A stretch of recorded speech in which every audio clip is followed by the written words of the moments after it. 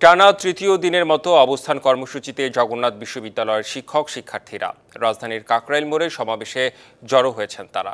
জগন্নাথ বিশ্ববিদ্যালয় শিক্ষক সমিতির সাধারণ সম্পাদক ডক্টর অধ্যাপক রইস উদ্দিন বলেন, দাবি মানা না পর্যন্ত আর পেছনে ফেরার সুযোগ নেই। সরকারের সুস্পষ্ট ঘোষণা চান তারা।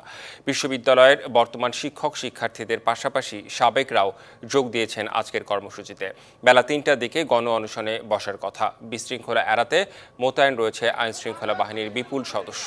৭০% শিক্ষার্থীর আবাসন বৃত্তি, পূর্ণাঙ্গ বাজেট, দ্বিতীয় ক্যাম্পাস বাস্তবায়ন এবং শিক্ষার্থীদের উপর পুলিশি হামলার তদন্ত ও বিচার চান তারা। পাশাপাশি চলবে ক্যাম্পাস শাটডাউন। আমাদের দাবি অত্যন্ত যৌক্তিক দাবি, আমাদের জীবন মরণের সাথে জড়িত দাবি, সুতরাং আমাদের দাবি মানতে হবে, আমাদের শেষ কথা। এবং সেই দাবি আদায়ের ব্যাপারে সুস্পষ্ট সরকারের ঘোষণা ছাড়া এখান থেকে আমরা এক চুল পরিমাণ পিছপা হব না। এ বিষয়ে আরও খবর জানাতে আমাদের সহকর্মী আতিক মিসবাহ লগ্ন আছেন কাকরাইলে, যুক্ত হচ্ছেন তিনি আমাদের সাথে। আতিক মিসবাহ লগ্ন, কি তথ্য রয়েছে আপনার কাছে জানাবেন?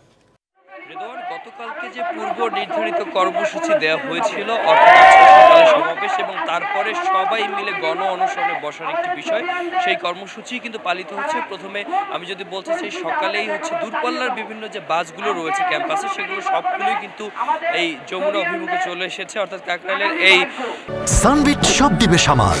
সানবিট ম্যাজিক প্রেস ডিশওয়াশিং এর মাথা ঘোরানো সলিউশন।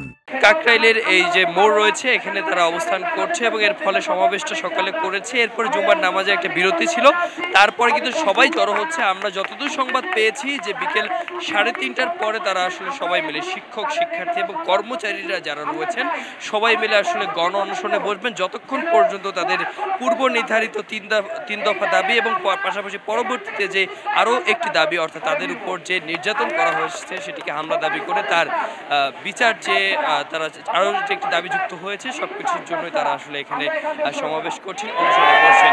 এবং এছাড়াও আমরা যেটা দেখতে পাচ্ছি যে আমাদের আশেপাশে শিক্ষার্থীরা যারা রয়েছেন তারা কিন্তু এই মুহূর্তে কথা বলছেন, সবাই মিলে গণসংযোগ করছেন এবং বিভিন্ন প্লাকার্ডের মাধ্যমে এই তীব্র তাপপ্রবাহের মধ্যেও কিন্তু শিক্ষার্থীরা এখানে আসে।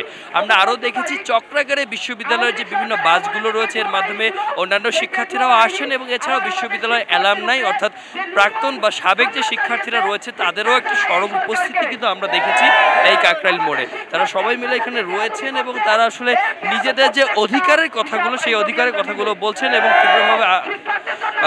তীব্রভাবে তারা আরও একটা জিনিস জানিয়েছেন যে যতক্ষণ পর্যন্ত না চূড়ান্তভাবে তারা তাদের দাবি পূরণ করতে পারবেন না, ততক্ষণ পর্যন্ত তারা এখানে থাকবেন। এই ছিল রিদওয়ান এখন পর্যন্ত কাকরাইল থেকে সর্বশেষ। জি লগ্ন, পরবর্তীতে নিশ্চয়ই আরও তথ্য জানতে আপনার সঙ্গে আমরা যুক্ত হব। ধন্যবাদ আপনাকে।